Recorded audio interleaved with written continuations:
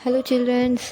पहले तो आप लोगों को बहुत सारा सॉरी, क्योंकि वीडियो हमारी इतनी लेट में आ रही है। और आई नो मैंने प्रॉमिस किया था कि हमारी जो नेक्स्ट वीडियो आएगी वो जल्दी ही आएगी और उसमें हमारा सारा चैप्टर कवर हो जाएगा एंड आपको नोट्स भी मिल जाएगी। बट हमारी लास्ट वीडियो लगभग 1 महीने या 2 महीने से ज़्यादा हो गया है मेरे ख्याल से, या फिर 1 डेढ़ महीने हो गया होगा, जो हमारी फ्रेंच रेवोल्यूशन का पार्ट 3 था। तो उसके लिए बहुत ज़्यादा सॉरी एंड अब कंटिन्यू करते हैं और जल्दी जल्दी पढ़ाई को पूरा करते हैं। ओके, तो हम लोग क्या पढ़ रहे थे।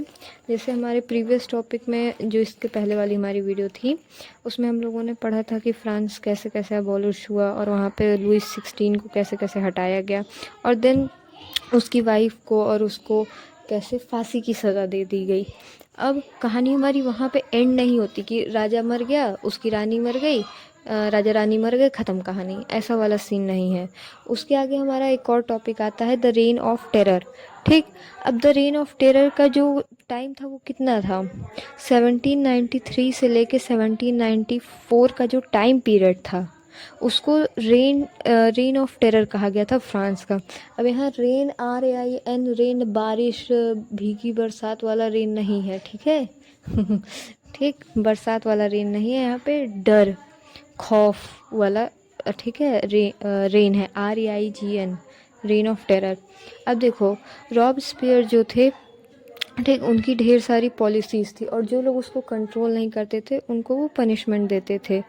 अब पहले देखो, आगे पढ़ने से पहले हम लोग, जैसे मैंने बताया कि रेन क्या होता है, बट साथ में रेन का मतलब होता है शासन, ठीक है, शासन काल। जैसे हमारी हिस्ट्री की बुक में या जो हमारी पिछली क्लासेस थी उसमें हम लोग पढ़ते थे मौर्यन डायनेस्टी, गुप्ता डायनेस्टी, या फिर ऐसे ही। तो रेन का मतलब होता है शासन और रेन ऑफ टेरर क्या होता है, डर का शासन। जो वो टाइम पीरियड था 1793 से लेकर 1794 तक, फ्रांस में वहाँ पे डर का शासन था, एकदम डर का माहौल था। रिपब्लिक तो हो गया था फ्रांस वहाँ पे, बट वहाँ पे डर इतना ज़्यादा था लोगों के बीच में कि उस टाइम पीरियड को रेन ऑफ टेरर का जो टाइम पीरियड था वो बना दिया गया। अब देखो क्या था, जो रॉबस्पियर थे उनके स्ट्रिक्ट रूल्स, बहुत ज़्यादा स्ट्रिक्ट थे और जो भी थोड़ी सी भी मिस्टेक करता था उनको पनिशमेंट दे दी जाती। अब देखो पनिशमेंट किसको दी जाती थी, उनके जो भी मतलब फ्रांस जो रिपब्लिक हुआ था उससे पहले जो लोग उसके एनिमीज़ थे या वहाँ के रहने वाले लोग एनिमीज़ थे उनको मिलता था। जितने वहाँ पे एक्स नोबल्स थे, क्लर्जी थे, या फिर अदर पॉलिटिकल पार्टीज़ के जो मेंबर्स थे उनको ये सारी पनिशमेंट दी जाती थी। इवन पता है वहाँ पे ऐसा नहीं है कि सिर्फ उन्हीं लोगों को ही दिया जाता था, जो उनके खुद के पार्टी के जो मेंबर्स रहते थे, जो कई बार उनका अपोज करते थे या सपोर्ट नहीं करते थे या उनकी बात से, उनके डिसीजन से एग्री नहीं करते थे, ये उन लोगों को भी पनिशमेंट दे देते थे।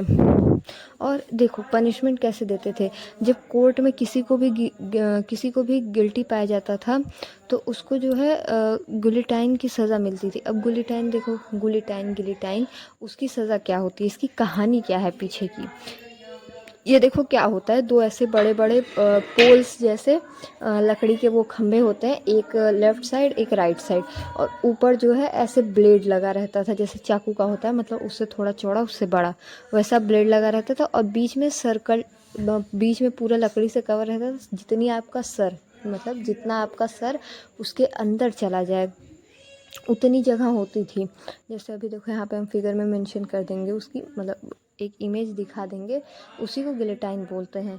और जब ये ब्लेड ऊपर से गिरती थी तो इंसान का डायरेक्ट जो धड़ होता है, ठीक, सर धड़ से अलग हो जाता था।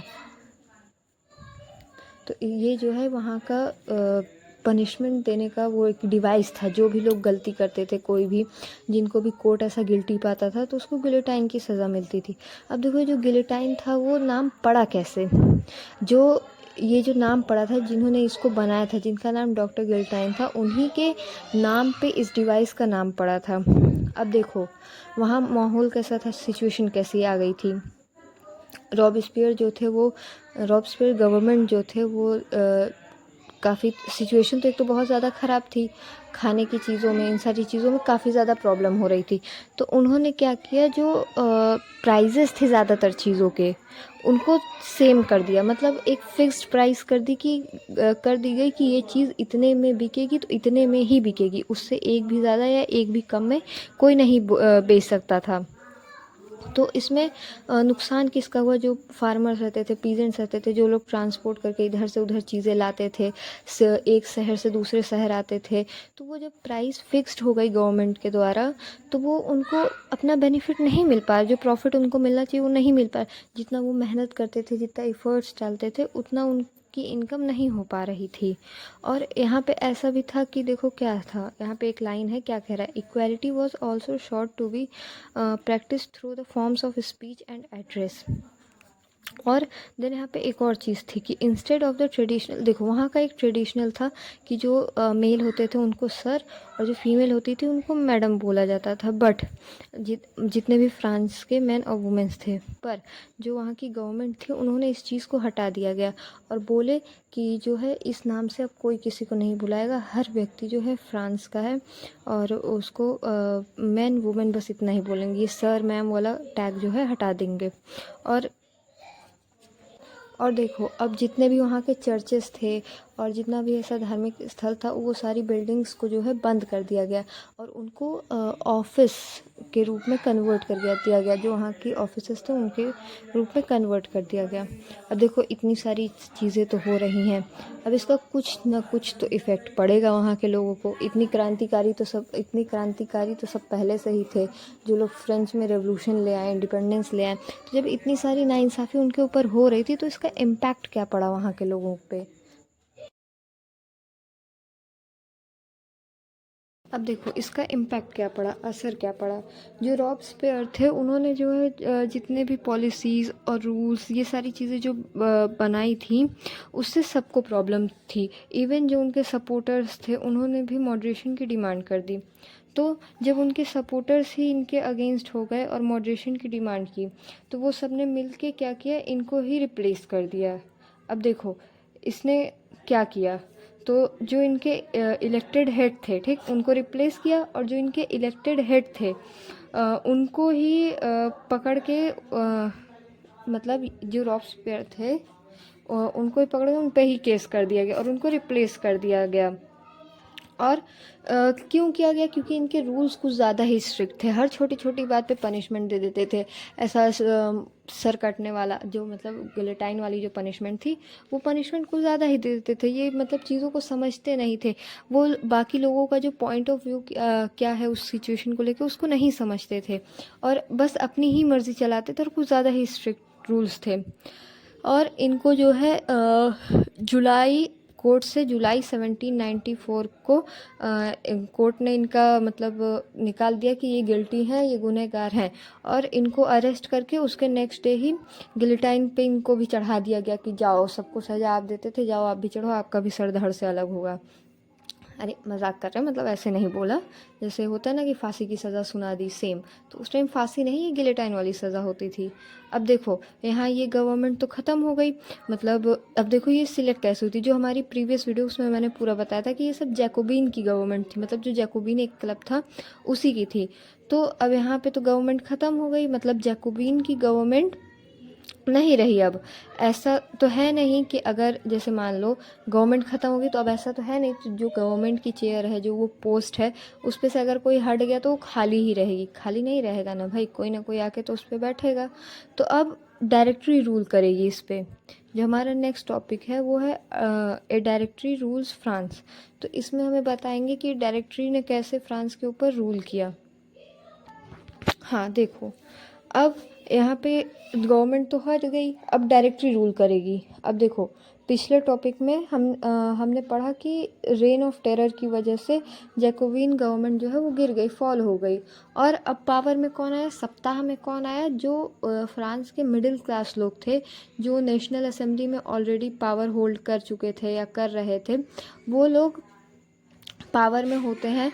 तो बोलते हैं कि देखो अब वो लोग पावर में आते हैं तो बोलते हैं क्या कि देखो, जो रॉबस्पियर थे वो सारे रूल्स रेगुलेशन लॉ सब अपने अकॉर्डिंग बनाए हुए थे कि कोई भी गलती करेगा उसको ऐसी पनिशमेंट तुरंत देनी है एक ही। तो ये लोग जब मिडिल क्लास के लोग जो पावर में थे वो लोग आए, मतलब उन्होंने गवर्नमेंट संभाली, तो उन्होंने कहा अब देखो भाई, सरकार बदली है तो कॉन्स्टिट्यूशन तो बदलना ही होगा। तो अब हम न्यू कॉन्स्टिट्यूशन के बारे में पढ़ेंगे कि जब हमारी डायरेक्टरी रूल में आई तो हमारे कॉन्स्टिट्यूशन में क्या क्या चेंजेस हुए, नया कॉन्स्टिट्यूशन क्या इंट्रोड्यूस हुआ। अब देखो, न्यू कॉन्स्टिट्यूशन में कुछ चेंजेस थे और वो चेंजेस क्या क्या थे। पहला पॉइंट था कि denied the vote to the non prospectivised section of the society. अब देखो, पहले हमारा कॉन्स्टिट्यूशन क्या कहता था कि जिसके पास प्रॉपर्टी होती थी और जो मेंस होते थे और जिनकी एज एलिजिबिलिटी क्राइटेरिया मतलब पूरी होती थी वो लोग वोट कर सकते थे। लेकिन यहाँ पे ये जो प्रॉपर्टी वाला सिस्टम था वो हटा दिया गया कि मतलब अब जो उस एज क्राइटेरिया को पार करेगा वो इंसान वोट कर सकता है। ज़रूरी नहीं है कि उसके पास घर ज़मीन जायदाद पैसा पैसा हो या ना हो। और दूसरा क्या कह रहा है, it provided for 2 elected legislative council. अब जो लेजिस्लेटिव काउंसिल थे, ये 2 इलेक्टेड लेजिस्लेटिव काउंसिल होंगे। और इन्होंने क्या किया फिर, थर्ड पॉइंट हमारा ये कह रहा है कि इन्होंने एक डायरेक्टरी अपॉइंट की जिसमें से an executive made up of 5 members, और जो एग्जीक्यूटिव थे वो 5 मेंबर से मिल के बने हुए। फिर this was meant as a safeguard against the concentration of the power in a one man executive as under the check with. अब देखो, ये सब बनाने का रीज़न क्या था कि जितने एग्जीक्यूटिव लेजिस्लेटिव ये सारी चीज़ें जो भी बनी हुई हैं उनका ओवरऑल मेन मकसद ये था कि जैसे जैकोबिन गवर्नमेंट में ये हुआ था कि सारी पावर एक को दे दी गई और उसने अपनी मनमानी की और वो गवर्नमेंट गिर गई। तो यहाँ इसमें ऐसा ना हो, इसलिए हर पावर को बराबर बराबर हिस्सों में, मतलब बराबर नहीं, थोड़ा थोड़ा ऐसे करके बांट दिया गया। अब देखो यार, इतना सारा न्यू चेंज तो हो गया और अब लग रहा होगा कि फाइनली सब ठीक हुआ, अब हैप्पी एंडिंग होगी, पर ऐसा नहीं है। अब तुम लोग को भी लग रहा होगा कि यार ये चैप्टर है या स्टार प्लस का ये रिश्ता क्या कहलाता, जिसमें कुछ ठीक ही नहीं चल रहा है। तो देखो, वहाँ प्रॉब्लम आ गई। और क्या प्रॉब्लम आई? Political instability. अब देखो अब क्या हुआ कि एग्जीक्यूटिव मेंबर्स 5 थे ही, 5 मेंबर्स को बैठा दिया गया और लेजिस्लेटिव काउंसिल भी जो थे उनको भी बैठा गया। तो वहाँ पे लड़ाई हो गई उन लोगों के बीच में। लड़ाई वैसे हाथापाई वाली लड़ाई नहीं, जैसे नॉर्मली आर्ग्यूमेंट्स होते हैं, बहस होते हैं, वो वाली लड़ाई। उसमें हुआ क्या कि जैसे हर एक लोगों के अपने अपने ओपिनियंस होते हैं, अपना अपना पॉइंट ऑफ व्यू होता है, तो हर कोई अपना पॉइंट ऑफ व्यू दे रहा था, अपना सजेशन दे रहा था कि ये लॉ ऐसे होना चाहिए, इसमें ये कमी है, इसको ऐसे पूरी करनी चाहिए, यहाँ पे ये जो रूल्स हैं वो सही नहीं हैं। तो ये सारी चीज़ें हो रही थी वहाँ पे। और यहाँ देखो, इनस्टेबिलिटी क्यों थी ये तो बता दिया मैंने, बट यहाँ फ़ायदा भी किसी का था। अब तुम लोग सोचोगे कि पॉलिटिकल इनस्टेबिलिटी आई, इतना बहस हो रहा था, तो इसमें फ़ायदा किसका है? तो देखो, डायरेक्टरी सही से चल नहीं पा रही थी, इतने ज़्यादा आर्ग्यूमेंट्स और इन सब की वजह से डायरेक्टरी सही से चल नहीं पा रही थी। इसका फ़ायदा उठाता है मिलिट्री डिक्टेटर। और कौन है मिलिट्री डिक्टेटर? नेपोलियन। देखो, नेपोलियन के बारे में हम लोग अपने आने वाले नेक्स्ट चैप्टर्स में पढ़ेंगे, आगे की क्लासेस में और यहाँ पे भी। तो लो, नेपोलियन वॉज लाइक, ठीक, मतलब वॉज लाइक नहीं, नेपोलियन की जो है एंट्री यहाँ से हो गई फ्रेंच रेवोल्यूशन के टाइम से ही मिलिट्री डिक्टेटर के रूप में।